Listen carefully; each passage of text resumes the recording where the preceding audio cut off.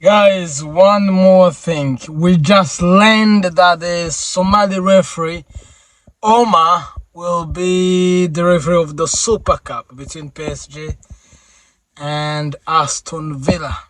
Jesus, what can I say?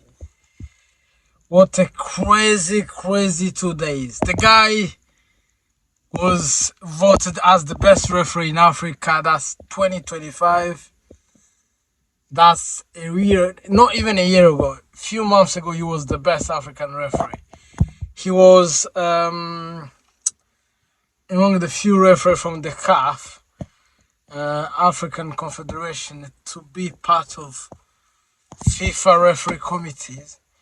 And now he was gonna go to the US, do some training in Miami, and then hopefully be a referee in some of the World Cup games. But what happens next is something that nobody thought was going to be possible.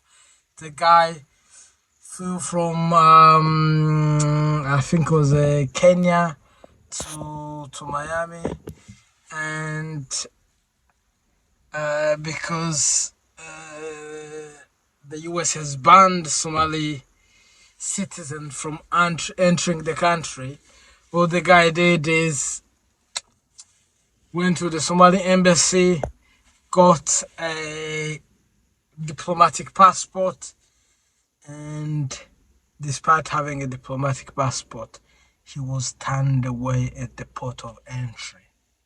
Do you know how crazy that is? At the port of entry, the guy was told, "You are not allowed to come in." And the reason given, I'm not sure if it's true or not, they say the guy has links with terrorists, and that is the reason they suspected him, and they had no other choice other than to turn him away. And he was sent to Turkey, and then from Turkey to Somalia.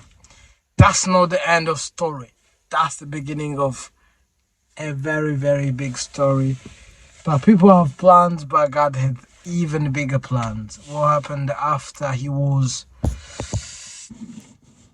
celebrated in Somali? He was received by the Somali ambassador in Turkey, and then when he flew from Turkey to Somalia, he was received, I think, by the president himself. I'm not sure.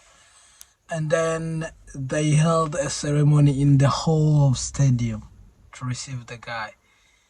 That's crazy. I've never seen anything like that. A referee in the whole stadium. People came to see the referee. People came waving Somali flags to come and see the guy. It's unbelievable. He would have never thought about it. It's something unprecedented, never seen before.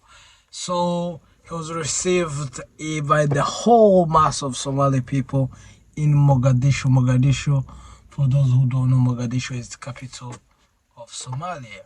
So now what's next? He was received, and he was given by one Somali business person 50,000 US dollars. 50,000 US dollars. And there was a GoFundMe going around on Twitter. I'm not sure how much money they have raised until now, but honestly, I think the whole Somali community, the whole African community, even the whole world have kind of gathered together, say, you know what, let's support this guy. He was an excellent referee, and he deserves more than what he's getting.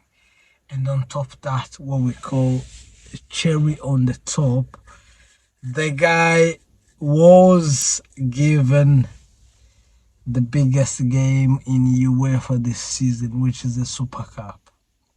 You can argue that the Champions League final is the biggest game at the moment in club football, but Super Cup is not an easy feat as well. When you refer a Champions League winner competing with a Europa League winner, Yeah, it's just not.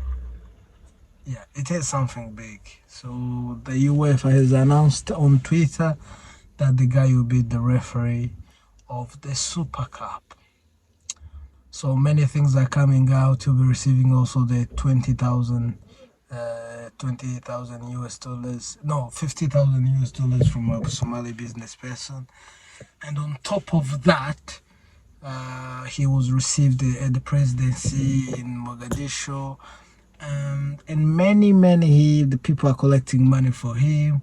The guy, he thought he stepped into one of career endings problems, but it turned out to be one of the biggest blessings the guy will ever see. Anyway, what do you think? Does the guy deserve to be banned from the US? Is it the US government concerns about terrorism links valid? Is it that African are being discriminated and not respected enough? Is it a whole African issue? Is it a Somali issue? Or is it just a US problem?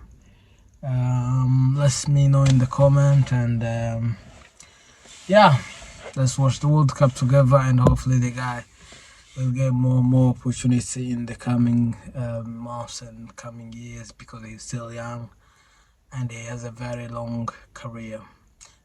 Also, a few things to know about him.